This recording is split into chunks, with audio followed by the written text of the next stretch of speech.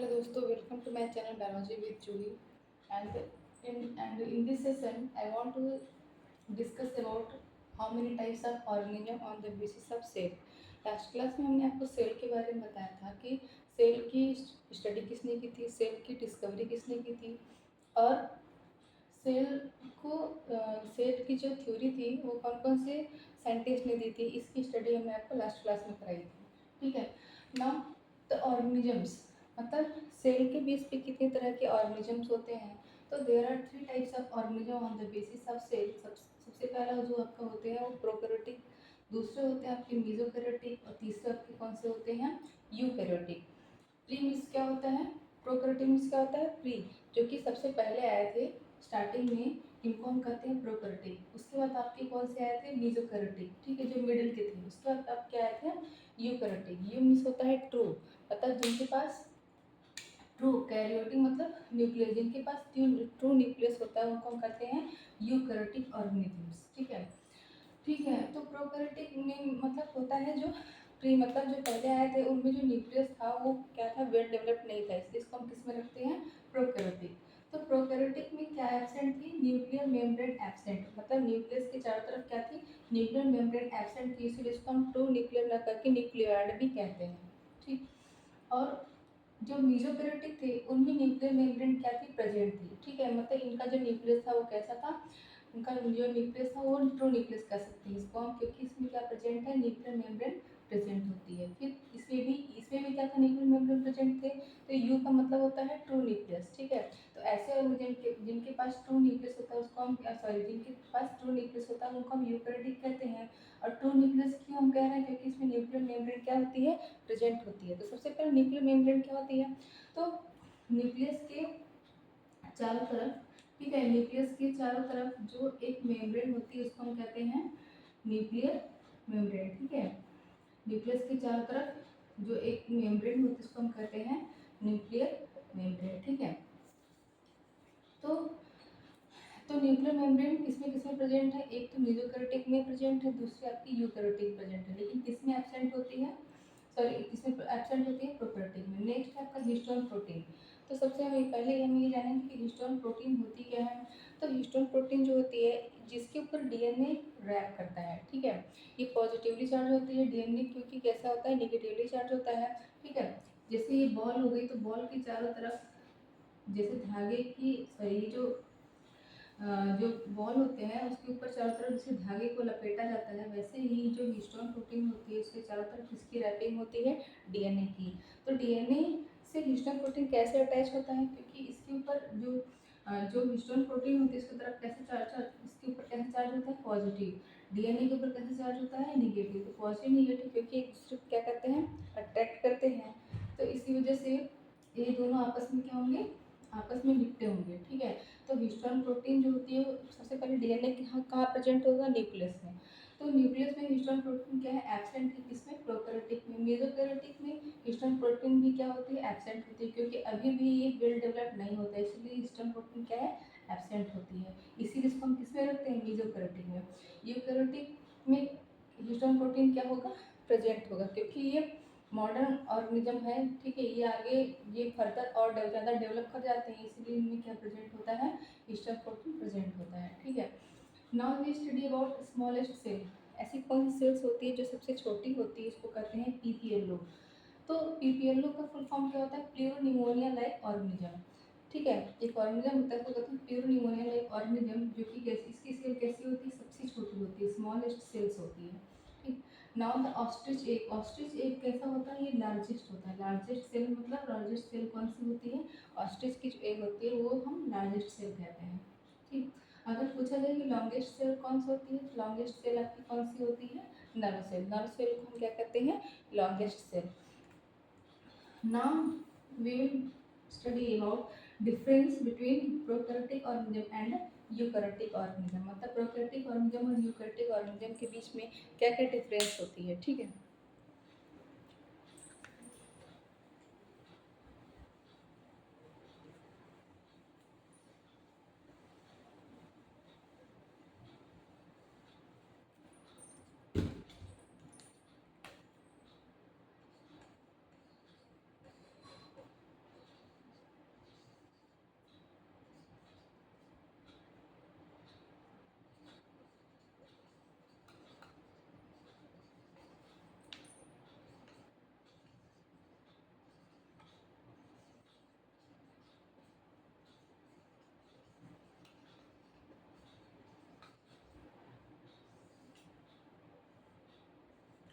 So what is the difference between prokaryotic and eukaryotic organisms?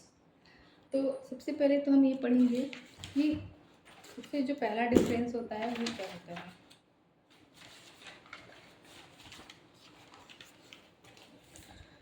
तो जो prokaryotic cells होती हैं, सबसे पहला उनमें जो डिफरेंस होता है उनका, उनके पास नो ट्रू न्यूक्लियस, उनके पास ट्रू न्यूक्लियस एब्सेंट होता है, नो ट्रू न्यूक्लियस।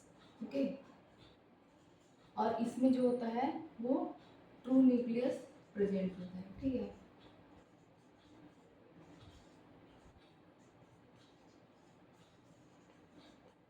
ना सेकेंड डिफरेंस क्या होता है कि प्रोकैरियोटिक सेल्स जो होती है इसमें हिस्टोन प्रोटीन क्या होता है, एब्सेंट होती है। Histone protein is absent. इसमें क्या होता है, हिस्टोन प्रोटीन क्या होता है, प्रेजेंट होता है। अभी हमने आपको हिस्टोन प्रोटीन के बारे में बताया कि हिस्टोन प्रोटीन क्या होती है। हिस्टोन प्रोटीन जो होता है जिसके ऊपर डीएनए की रैपिंग होती है उसको हम कहते हैं हिस्टोन प्रोटीन। ठीक है, हिस्टोन प्रोटीन कहाँ पे एब्सेंट होगा, प्रोकैरियोटिक ऑर्गेनिजम्स में। हिस्टोन प्रोटीन कहाँ पे प्रेजेंट होगा, आपके यूकैरियोटिक ऑर्गेनिज्म में। ठीक है, तो ये आपका दूसरा डिफरेंस हो गया। उसके बाद थर्ड डिफरेंस होता है कि इसमें कोई भी डबल मेम्ब्रेन या फिर कोई भी मेम्ब्रेनस सेल ऑर्गेनेल इसमें एब्सेंट होगी। ठीक है, मेम्ब्रेन बाउंड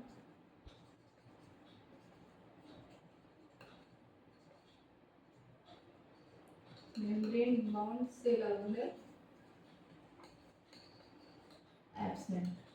ठीक है, इसमें क्या होती है कि मेम्ब्रेन बाउंड सेल ऑर्गेनेल जो होती है वो प्रेजेंट होती है। ठीक है,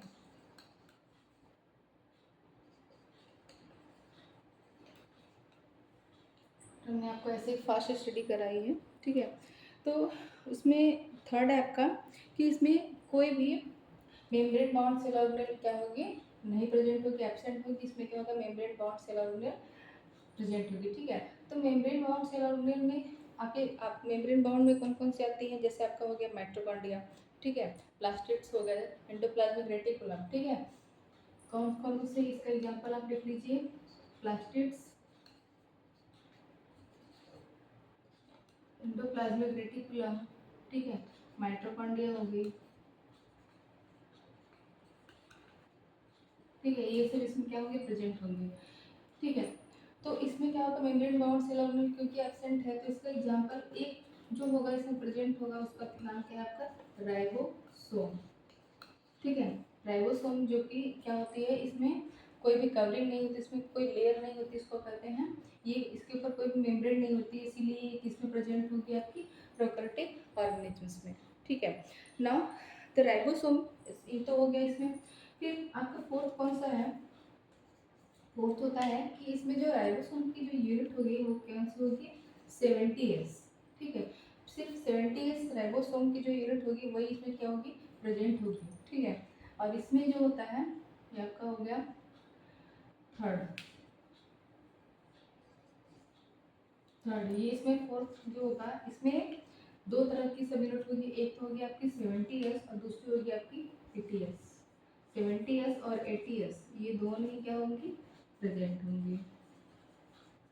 ठीक, इसमें 70S सिर्फ प्रेजेंट होता है,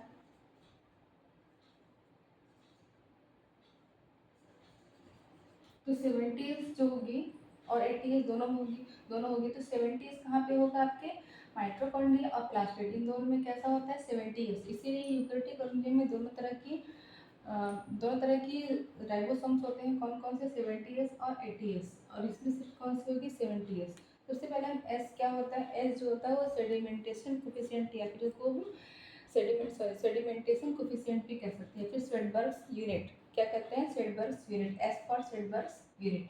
ठीक है, तो 70 और 80 दोनों किसमें प्रेजेंट होंगी, यूकैरियोटिक में, और प्रोकैरियोटिक में सिर्फ कौन सी होंगी, आपकी 70s।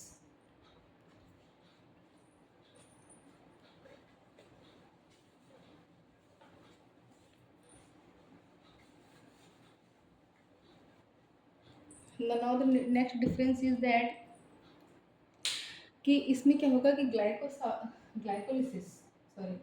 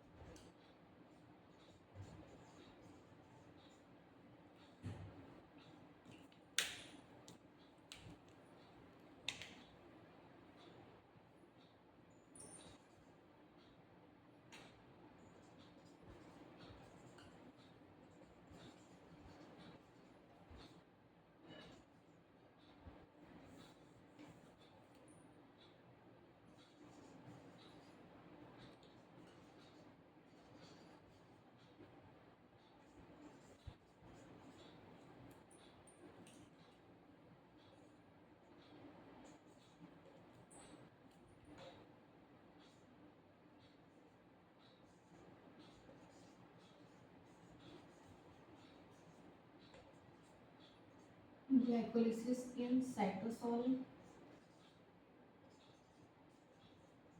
and Krebs cycle in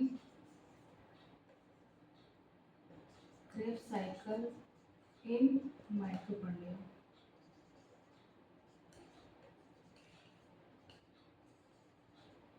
okay, तो ये जो है बहुत ही अच्छा है, बहुत ही मेन डिफरेंस है जो कि सब जगह नहीं बताया जाता कि जो प्रोकैरियोटिक ऑर्गेनिजम्स होते हैं इनमें ग्लाइकोलिसिस और क्रेब साइकिल दोनों ही कहाँ पे होते हैं, आपके साइटोसॉल में होते हैं।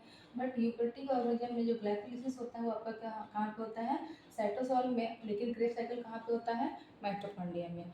तो फर्दर सेशन में हम आपको बताएंगे कि what is glycolysis and what is Krebs cycle, ठीक है, हम आपको स्टडी कराएंगे। तो ये कुछ डिफरेंस हो गया आपके प्रोकैरियोटिक एंड यूकैरियोटिक ऑर्गेनिजम्स में। कुछ और भी डिफरेंसेस इसमें हैं, ठीक है, उसको हम आपको नेक्स्ट सेशन में बताएंगे। आज की क्लास हम यही भी खत्म करते हैं। नेक्स्ट क्लास में हम आपको जो फर्दर डिफरेंसेस है यूकैरियोटिक और प्रोकैरियोटिक ऑर्गेनिजम्स में वो बताएंगे, ठीक है, और उसके आगे हम अलग अलग ऑर्गेनिजम्स में किस तरह के सेल्स पाई जाती हैं, कौन कौन से ऑर्गेनिज्म प्रोकैरियोटिक होती है, कौन कौन से यूकैरियोटिक होती है, ये आपको हम स्टडी कराएंगे। तो आज की क्लास में यहीं पे खत्म करते हैं। Thank you.